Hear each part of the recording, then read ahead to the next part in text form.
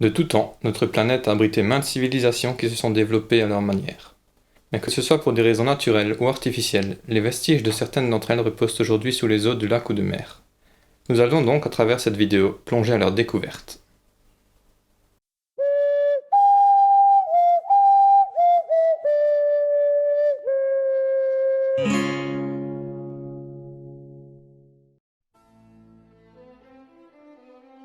Port-Royal.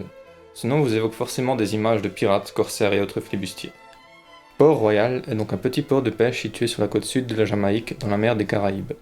Au XVIIe siècle, le gouvernement britannique avait colonisé ce petit village, mais il estimait que c'était une ville trop pauvre en habitants pour en assurer une défense concrète vis-à-vis des Espagnols. Les Anglais ont donc décidé de laisser s'installer les pirates. Très vite, la ville s'est dégradée. Les tavernes et autres lieux douteux se sont multipliés et je pense que la sécurité n'était pas à son point le plus élevé. En ce temps-là, j'avais beaucoup de travail dans le coin. Mais le 7 juin 1692, tout a changé. Un tremblement de terre s'est déclaré dans la région et la ville en a été gravement atteinte. Une grosse partie des bâtiments se sont écroulés et le raz-de-marée qui a suivi est venu achever le travail en inondant le reste du village. Aujourd'hui donc, si vous vous équipez de bouteilles d'oxygène et de palmes, vous pouvez visiter ce qui fut à l'époque ce repère de hors-la-loi. Et qui sait, peut-être mettrez-vous la main sur un de leurs trésors enfouis.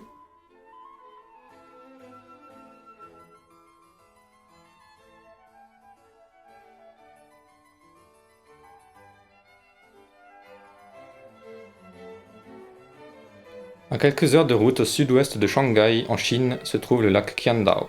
Veuillez s'il vous plaît excuser mon magnifique accent chinois. Il s'agit d'un lac artificiel créé en 1959 afin de pouvoir construire sous la rivière Qin'an une centrale hydroélectrique. Il comporte à sa surface 1078 grandes îles. Mais ce qui nous intéresse, c'est ce que renferment ses profondeurs. En effet, lors de la création du barrage, cette antique cité, construite il y a environ 2000 ans sous la dynastie des Han orientaux, fut intentionnellement plongée sous les eaux. Et c'est donc à environ 26 mètres sous la surface du lac, au pied de la montagne des 5 Lions, que repose la cité de Xicheng. Et forcément, un tel endroit attire les touristes, amateurs de plongée. Et c'est probablement grâce à eux que nous avons pu observer ces images. Allons à présent faire un petit tour en Grèce. Quand il s'agit de vestiges anciens, ce pays est forcément de la partie. À l'extrême sud-est du Péloponnèse, un peu au-dessus de la Crète, se trouve une région appelée la Laconie. Et c'est ici, sous le niveau de la mer, que se trouve la cité de Pavlopétrie. Découverte par l'archéologue Nicolas Fleming en 1967, la ville avait alors été datée à l'âge de bronze, c'est-à-dire environ 2000 ans avant Jésus-Christ. Suite à cela, elle n'a plus été explorée pendant des décennies. Ce n'est qu'il y a quelques années que John Henderson, un autre archéologue, retourne en collaboration avec Fleming s'intéresser à cette cité. Et les découvertes qu'ils feront à ce moment-là vont leur faire revoir la datation estimée de l'endroit. Finalement, elle serait ancienne d'environ 5 à 6 000 ans, soit la période du néolithique. Ils ont notamment trouvé des poteries, des céramiques, des rues, des routes, des bâtiments et même des tombeaux. Des restes de navires marchands témoignent également d'une importante activité commerciale. On pense aujourd'hui que l'activité sismique de la région n'est pas anodine à l'abandon de la cité.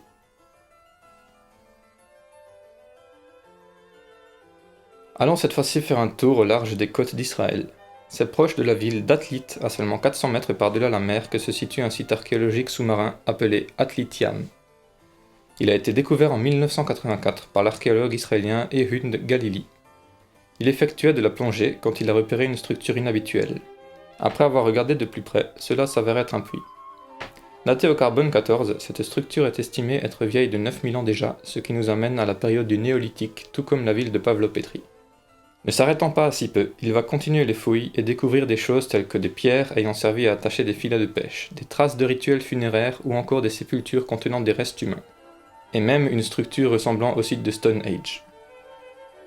Atlit-Yam nous montre donc des traces d'une communauté sédentaire vivant de pêche et d'agriculture, ce qui prouve un degré plutôt élevé de civilisation. D'après les scientifiques italiens, ce serait un raz-de-marée provoqué par une éruption de l'Etna qui serait à l'origine de l'engloutissement du site. Mais pour les archéologues israéliens, il s'agirait plutôt du réchauffement climatique, qui, entraînant une montée des eaux, noya la cité.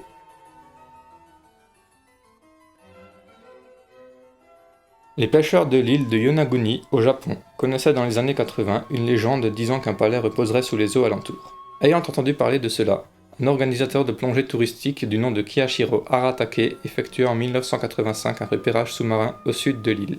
Et c'est là qu'il découvre des plateformes de grès. Peu après, les archéologues ont commencé à s'intéresser à l'endroit.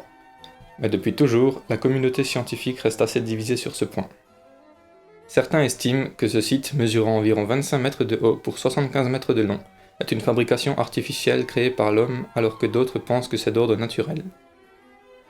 On y trouve notamment une structure pyramidale semblable à un monument amérindien muni d'une importante quantité d'escaliers, une route avec à ses côtés un muret. C'est sur ces points que le professeur de géologie Masaaki Kimura pose sa théorie d'une fabrication artificielle. Il estime que le site serait vieux d'environ 5000 ans. D'autres estimations tendent vers les 2000, 3000 ou même 10 000 ans. Quoi qu'il en soit, cela ne nous empêche pas d'admirer ces belles photos. Notre petit voyage dans les profondeurs des 4 coins du monde touche à présent à sa fin. J'espère que cet épisode vous aura intéressé. De mon côté, je vous dis à bientôt pour de nouvelles découvertes.